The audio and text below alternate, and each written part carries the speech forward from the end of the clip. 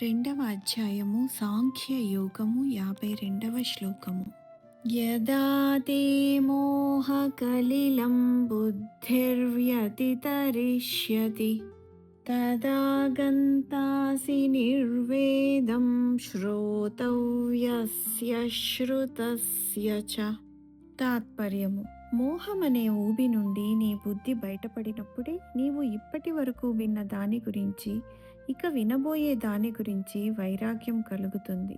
వివరణ: ప్రాపంచిక భోగాలపై ఆసక్తి ఉన్నవారు భౌతిక ఐశ్వర్యములు మరియు స్వర్గాది లోకములను పొందించే వేదాలలోని ఆడంబరమైన కర్మకాండలు చెప్పే భాగాల పట్ల ఆకర్షితులవుతారు అని శ్రీకృష్ణుడు ఇంతకు క్రితం చెప్పి ఉన్నాడు. కానీ ఎవరి బుద్ధి అయితే ఆధ్యాత్మిక జ్ఞానంతో ప్రకాశిస్తుందో వాడు భౌతిక ఇంద్రియ సుఖాలు దుఃఖహేతువులే అని తెలుసుకొని వాటిని వాంఛించడు. అలాంటి వ్యక్తికి వైదిక కర్మకాండాల పట్ల ఆసక్తి పోతుంది.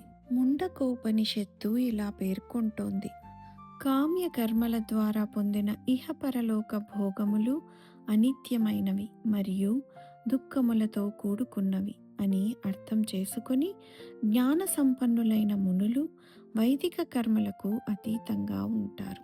53వ శ్లోకము.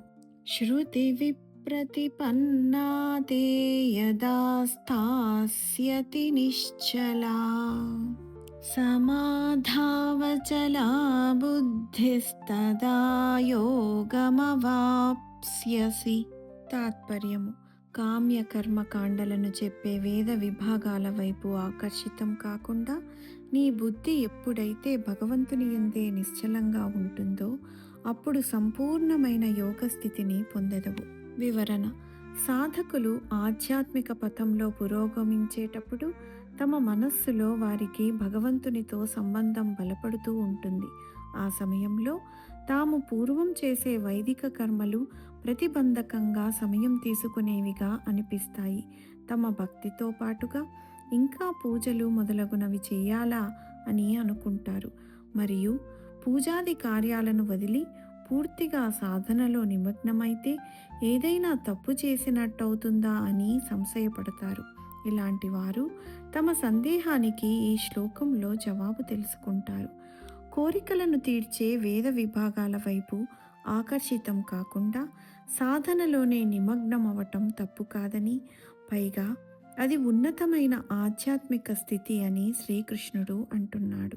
మాధవేంద్రపూరి అనే ప్రఖ్యాత 14వ శతాబ్ది ముని చాలా దృఢంగా ఈ భావాన్ని వ్యక్తం చేశాడు.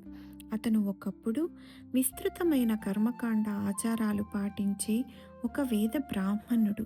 కానీ సన్యాసం తీసుకొని సంపూర్ణంగా శ్రీకృష్ణ భక్తిలో నిమగ్నమైపోయాడు. తన జీవిత తదుపరి దశలో ఇలా అన్నాడు: అన్ని వైదిక ఆచారాలకి నా క్షమార్పణ అర్పిస్తున్నాను. ఎందుకంటే వాటిని పాటించటానికి ఇక నా వద్ద సమయం లేదు.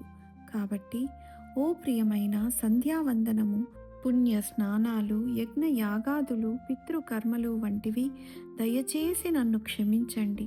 ఇప్పుడు నేనెక్కడ కూర్చున్నా కంస విరోధి అయిన శ్రీకృష్ణ పరమాత్మనే ధ్యానిస్తున్నాను. అది చాలు నన్ను ఈ భౌతిక బంధాల నుండి విడిపించటానికి.